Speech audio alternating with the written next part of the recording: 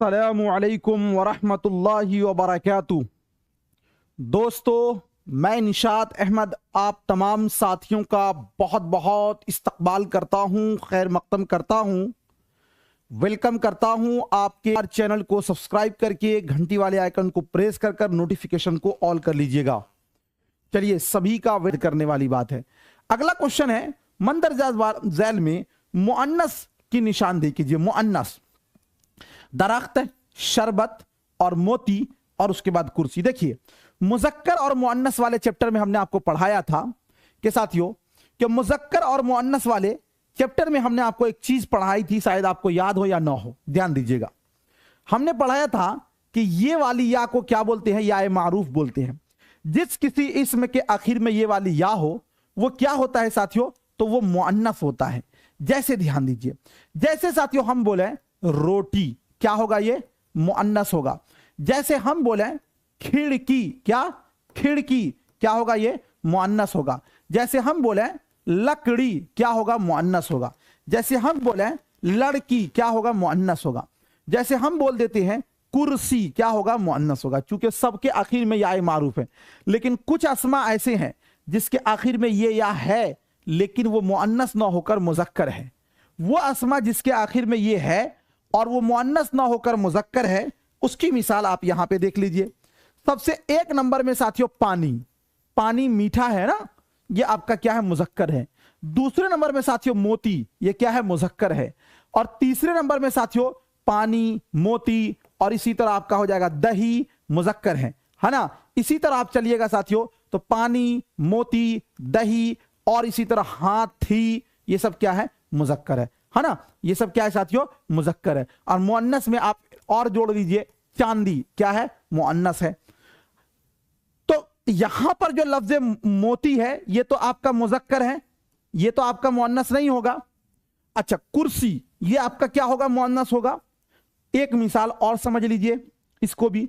जिस किसी इसम के आखिर में ये वाली ता हो, ये वाली ता, तो वो इसमें साथियों क्या होता है आमतौर पर कि वो इसमें होता है मुअन्नस। क्या होता है? मुअन्नस। जी समझिएगा। जैसे साथियों हम लिखते हैं इबादत, ये क्या है? मुअन्नस है। जैसे हम लिखते हैं खसलत, क्या है? मुअन्नस है। जैसे हम लिख दें शुजाअत, क्या है? मुअन्नस है ना। जैसे हम लिख देते हैं क़िनाअत, क्या है? मुअन्नस है ना। ये साथियों मुअन्नस है।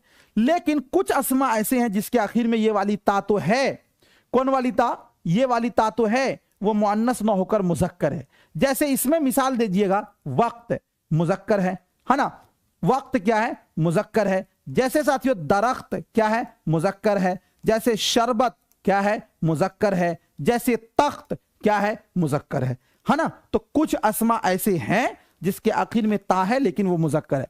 इसको आप साथियों समझ लेंगे, इसको याद रखेंगे। मुज़क्कर मुअन्नस वाले चैप्टर में हमने आपको पढ़ाया है। अगला शेर है साथियों, मिर्जा असदुल्लाह खान गालिब कहते हैं कि मैं चमन में क्या गया गोया दबिस्तां खिल गया, बुलबुलें सुनकर मेरे नाले गजल खां हो गई। यह ताली का शेर है, ताली का। इस शेर में कौन सी सनत का इस्तेमाल किया गया? तजाद का, तलमीह का, लफ़्फ़ो नश्र, मुरत्तब का और साथियों मरआतुन नज़ीर का। 17 नंबर क्वेश्चन का क्या होगा राइट आंसर? चलिए बताइए। बहुत ही क्या गया कोई दबिस्तां खिल गया, बुलबुलें सुनकर मेरे नाले गजल खां हो गई। मिर्जा असदुल्लाह खान गालिब कहते हैं इसका दो मतलब हुआ। एक तो यह हुआ कि मिर्जा असदुल्लाह खान गालिब कहते हैं कि मैं शेरो शायरी की दुनिया में आया, तो जब मैं शेरो शायरी करने लगा तो सारे लोग शायर हो गए। जी, मैं चमन में क्या गया गोया दबिस्तां खिल गया, बुलबुलें सुनकर मेरे नाले गजल खां हो गई। जो भी मेरे शेर को सुनता है वो भी शायर हो जाता है। एक तो ये मतलब है। दूसरा मतलब यह हुआ कि मैं इतनी बेहतरीन शेरो शायरी करता हूं कि मैं जब चमन में गया तो वहां पे सारे जो फूल थे सारे के सारे खुश हो गए, और जो यहां तक कि उस पर बुलबुलें बैठी थी वो भी गजल खां हो गई। एक तो ये हो गया। लेकिन चलिए हम साथियों सनात पे ध्यान देंगे। तो सनात जो होता है उसमें आपको कुछ इशारा किनाया के मिसाल से मिल जाए तो वहां पर अब देखिएगा, गौर कीजिएगा। एक लफ्ज है यहां पर चमन, दूसरा लफ्ज है दबिस्तान, दोनों का माना एक ही होता है ना। तीसरा लफ्ज है साथियों बुलबुल, है ना।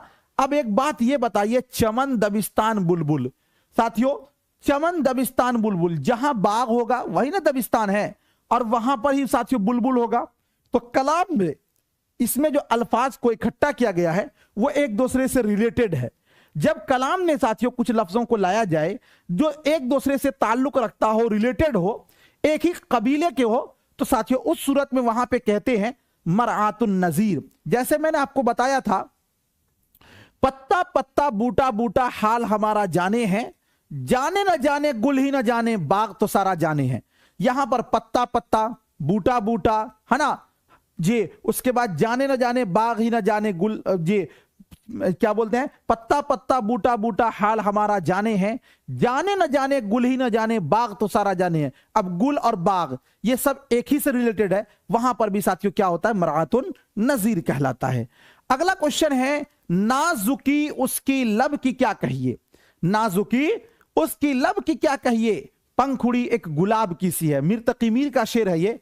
इस शेर में कौन सी सनात का इस्तेमाल किया गया है, इस्तिआरा का, तशबीह का, लफ़्ज़ व नश्र मुरत्तब का, या फिर तलमीह का।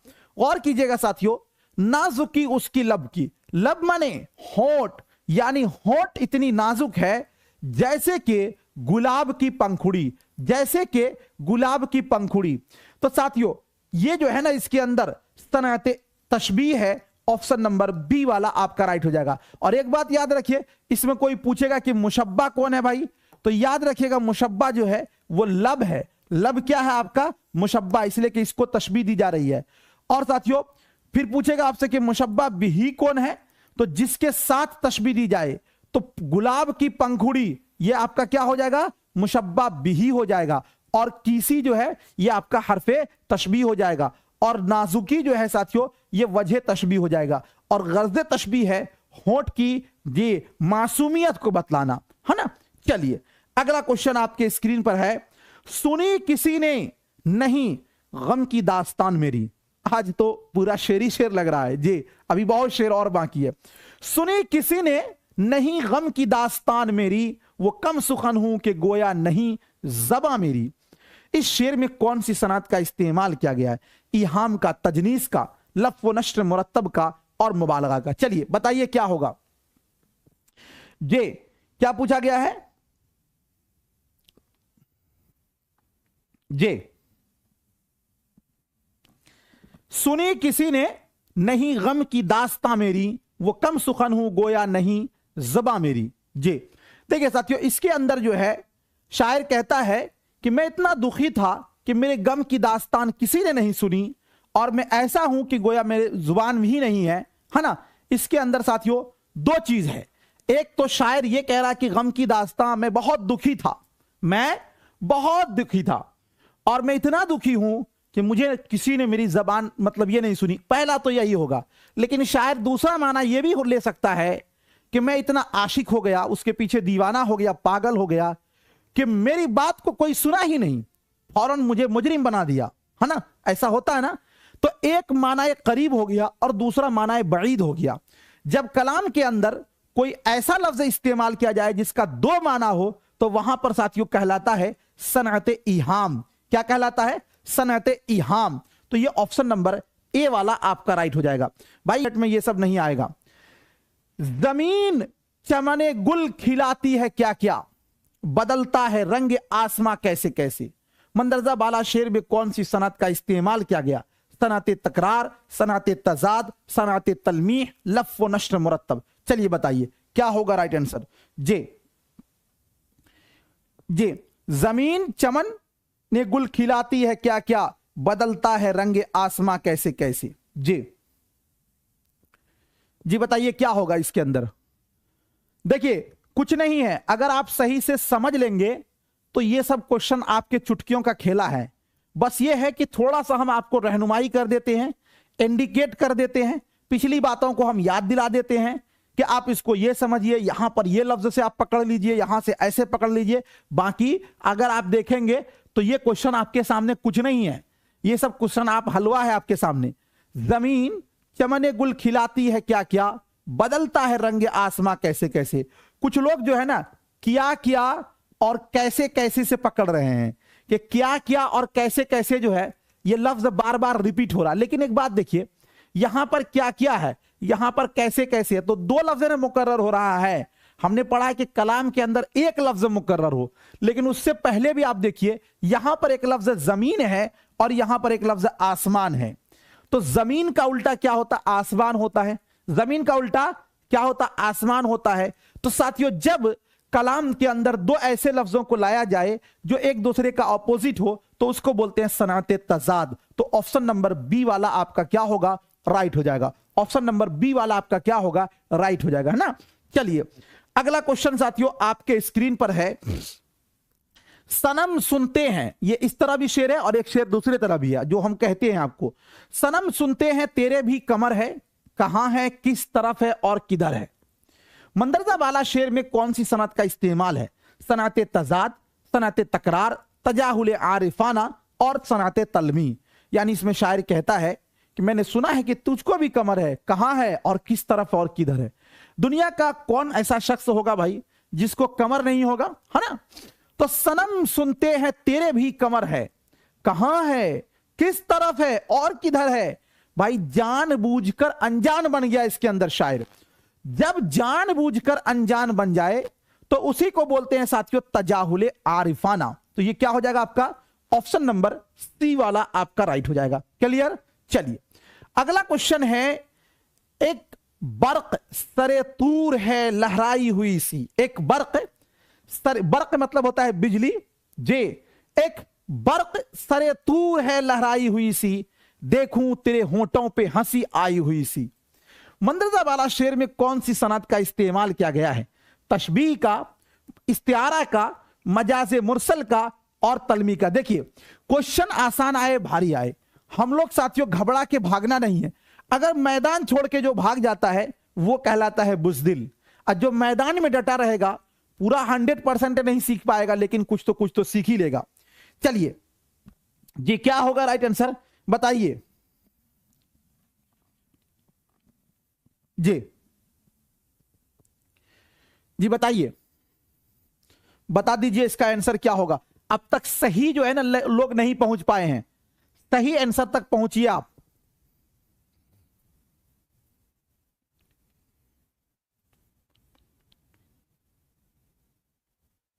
जी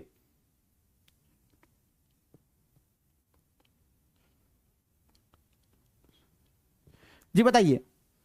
देखिए यहां पे शायर कह रहा है एक बर्क, बर्क माने बिजली, सरे तूर यानी तूर पहाड़, सर माने ऊपर, सर माने ऊपर, सर मतलब ये निशाद सर, चाहे ये सर, वो सर नहीं, सर का मतलब ऊपर। एक बर्क सरे तूर है, मतलब शायर कहता है कि जिस तरह कोहे तूर पहाड़ पर जब अल्लाह तबारक व ताला ने अपने तजल्ली को दिखाया था तो मूसा अलैहिस्सलातु वस्सलाम बेहोश हो गए थे, तो वही कह रहा है कि एक बर्क सरे तूर है, यानी तूर के पहाड़ के ऊपर जिस तरह बिजली आई थी उसी तरह देखूं तेरे होंठों पे हंसी आई है। यहां पर साथियों होंठों की जो हंसी है, यानी तूने जो मुस्कुराई है, तेरी कैफियत भी वैसी है तेरे होंठों की मुस्कुराहट जैसे कि सरे तूर पर जो बर्क गिरी थी। यानी शायर होंठों की मुस्कुराहट को किससे तशबीह दे रहा है, तो बर्क सरे तूर से, यानी तूर के ऊपर जो बिजली आई थी उससे तशबीह दे रहा है। एक बर्क सरे तूर है जी, लहराई हुई सी, देखूं तेरे होंठों पे हंसी आई हुई सी। यहां पे साथियों देखिए होंठों की हंसी को किससे तशबीह दी जा रही है, बर्क सरे तूर से, है ना। तो ये साथियों क्या हो जाएगा, तशबीह हो जाएगा। क्या हो जाएगा, तशबीह हो जाएगा। क्या हो जाएगा, ये तशबीह हो जाएगा। ऑप्शन नंबर ए वाला आपका राइट हो जाएगा। ऑप्शन नंबर ए वाला क्या हो जाएगा साथियों, राइट हो जाएगा। और दोनों के अंदर जो मुश्तरक सिफत होगा वो होगा साथियों रोशनी या फिर ताबना की। ताबना की कि जिस तरह तूर के ऊपर बर्फ गिरने की वजह से साथियों ताब नहीं ला सका, उसी तरह मैं तेरी होंठों को देखकर मैं भी ताब नहीं ला सका, है ना। तो एक बर्क सरे तूर है लहराई हुई सी, देखूं तेरे होंठों पे हंसी आई हुई सी। तो यहां पर क्या होगा, सनाते तशबीह होगा। चलिए अगला क्वेश्चन है, तुम्हारी मांग ही दिल मांग लेगी, ये चूटी किस लिए पीछे पड़ी है। जी, मंदरजा वाला शेर में कौन सी सनअत का इस्तेमाल किया गया है? सनअत तजनीस, सनअत तलमीह, मजाज मुरसल और तशबी। जिन लोगों को हवा नहीं लग रहा है वो हवा लगवाइए, ताकि ये क्वेश्चन आप देखते ही साथ बना लीजिएगा। और हवा कैसे लगेगा? जब इसका थ्योरी आप पढ़े होंगे। जी, ये एक दिन की मेहनत नहीं है जी, आपको साथियों घंटों मेहनत करना होगा, तब आपको आसान होगा ये सब। तुम्हारी मांग ही दिल मांग लेगी, ये चूटी किस लिए पीछे पड़ी है। अब देखिए यहां पर गौर कीजिएगा, दो लफ्ज हैं। एक तो साथियों आपका है मांग, और यहां पर एक लफ्ज और मांग है।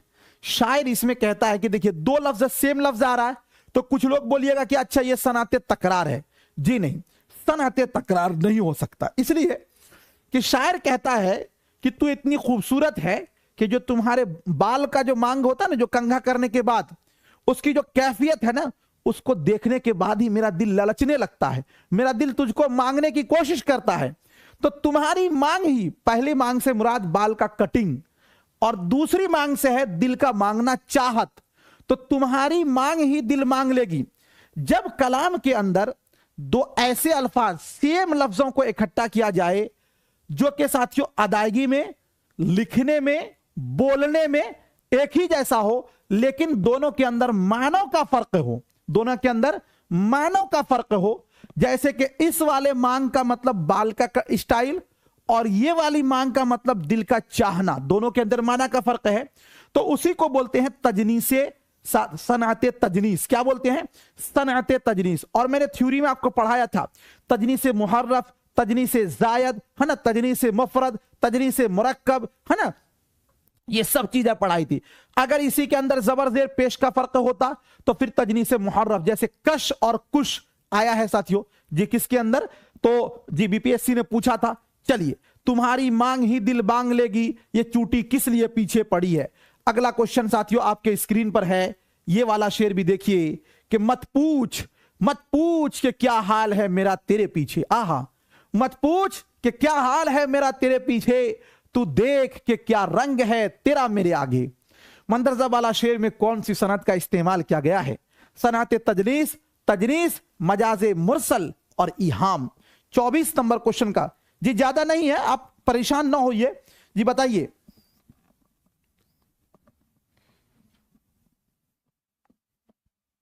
जी,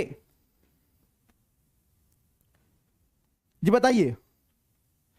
देखिए यहां पे है, मत पूछ के क्या हाल है मेरा तेरे पीछे, क्या हाल है मेरा तेरे पीछे, तू देख के क्या रंग है तेरा मेरे आगे। चलिए बताइए क्या होगा इस शेर के अंदर साथियों। जी देखिए, यहां पे शायर ये कह रहा है कि तेरे पीछे मेरी क्या हालत है, ये तुम मुझसे मत पूछो। मत पूछ के क्या हाल है मेरा तेरे पीछे, जब से मैं तेरे पीछे पड़ा हूं मेरी हालत क्या हो गई है, तू देख के क्या रंग है जी तेरा मेरे आगे। यहां पर तुम देखो कि मेरी शक्लो सूरत बदल गई है, मैं काला हो गया हूं, मैं जी दुबला हो गया हूं, नहीं, लेकिन एक रंग का माना एक करीब में साथियों। सबसे पहले आप यह समझिएगा, रंग मतलब रंग, कौन रंग साथियों? जिसको कलर बोलते हैं, नहीं, लेकिन जी नहीं, इस रंग का माना बईद ये है साथियों, हालत, कैफियत, हालत या फिर कैफियत। तो आमतौर पर साथियों जब कलाम के अंदर एक ऐसे लफ्ज को जमा किया जाए जिसका दो माना हो, एक माना करीब हो, एक माना बईद हो। माना करीब सबको समझ में आ जाता है, लेकिन जो माना बईद होता है शायर वही मुराद लेता है। तो साथियों, मत पूछ के क्या हाल है मेरा तेरे पीछे, तू देख के क्या रंग है तेरा मेरे आगे। रंग साथियों यहां पर हालत या कैफियत मुराद लिया गया है, न कि रंग से कलर मुराद लिया गया है। तो इसी को बोलेंगे सनअते इहाम। क्या होगा ये? इहाम। इहाम के अंदर किसी भी लफ्ज का दो माना होता है, एक माना है करीब, दूसरा माना है बईद।